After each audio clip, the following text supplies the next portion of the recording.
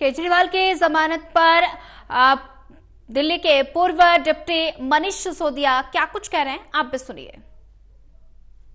जनता party CBI को और ED को अपने तोता मैना की तरह इस्तेमाल करते हुए अरविंद केजरीवाल जी को अंदर रखने के लिए साजिशें रच रही थी।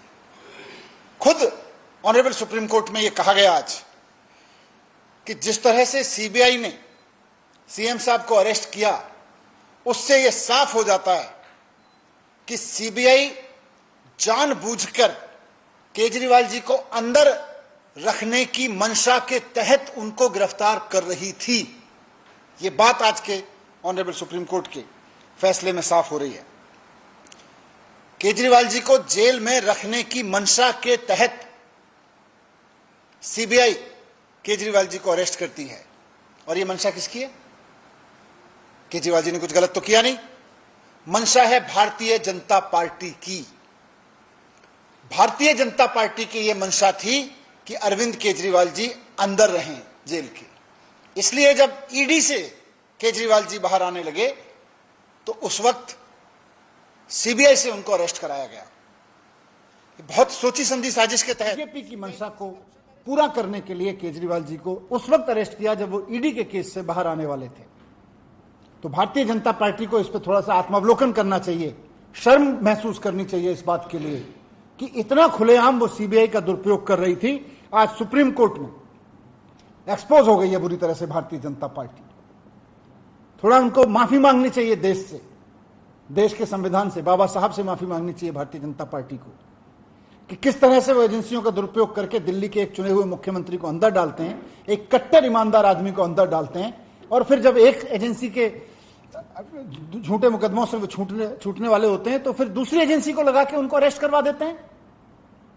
यह बात आज एक्सपोज हो गई केजरीवाल जी के संबंध में, मुकदमे के जो बेल के संबंध में उन्होंने दिया। और तीसरी बात हम सब के लिए बहुत सुखद यही है, जो मैंने पहले भी कहा कि लोगों का अरविंद केजरीवाल जी के प्रति बहुत प्यार है। लोगों का प्यार, भगवान राम की, हनुमान जी की कृपा और देश के संविधान का कवच, ये तीनों अरविंद केजरीवाल जी के साथ हैं। और जब तक लोगों का प्यार अरविंद केजरीवाल जी के साथ है, जब तक भगवान राम की, हनुमान जी की कृपा अरविंद केजरीवाल जी के साथ है, जब तक देश के संविधान का रक्षा कवच अरविंद केजरीवाल जी के साथ में है, केजरीवाल जी जैसे कट्टर ईमानदार आदमी का कोई कुछ नहीं बिगाड़ सकता। यह बात आज साफ हो गई है। यही हमें रखना था इस पे। संजय भाई,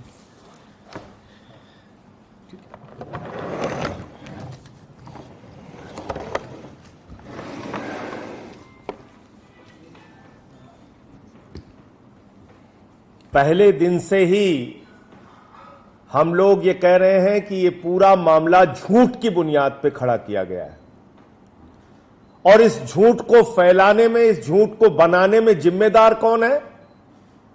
देश की सरकार, मोदी जी की सरकार, देश की तानाशाह हुकूमत, जिसने ईडी और सीबीआई को मिलाकर झूठ का पहाड़ खड़ा किया अरविंद केजरीवाल को बदनाम करने के लिए, आम आदमी पार्टी को बदनाम करने के लिए, हमारे नेता और हमारी पार्टी को खत्म करने के लिए।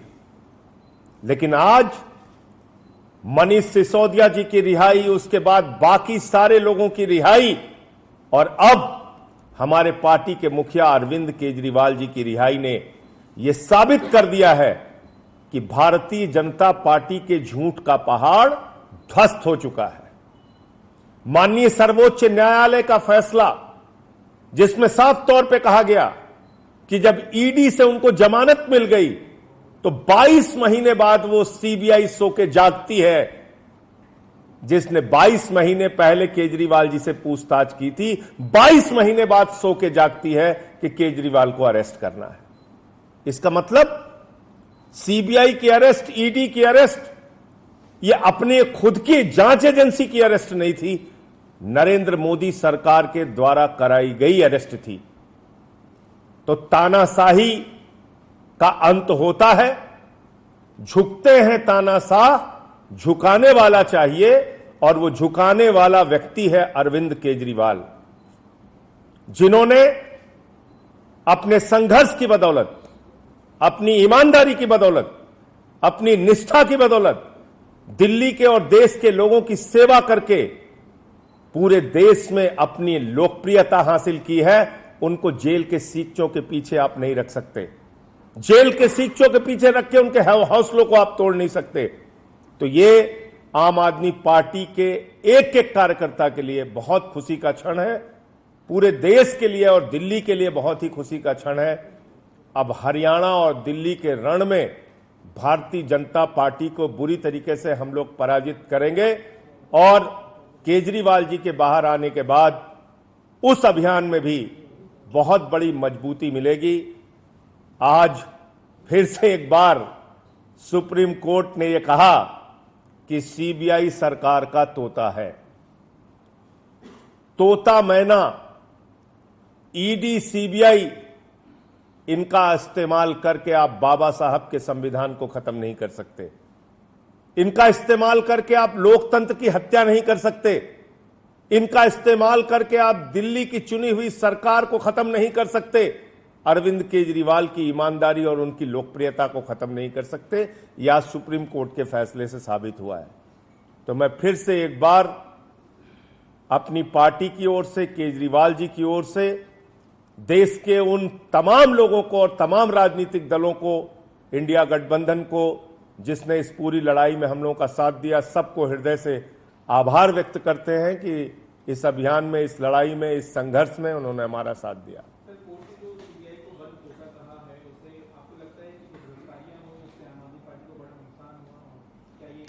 नहीं, अभी तो जो आज कहा है वो तो भारतीय जनता पार्टी को अब शर्म आनी चाहिए और भारतीय जनता पार्टी को देश से माफी मांगनी चाहिए इस चीज के लिए।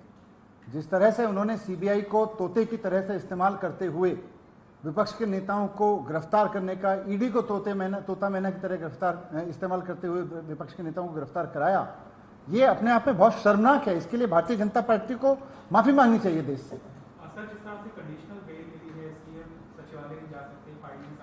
देखिए, ये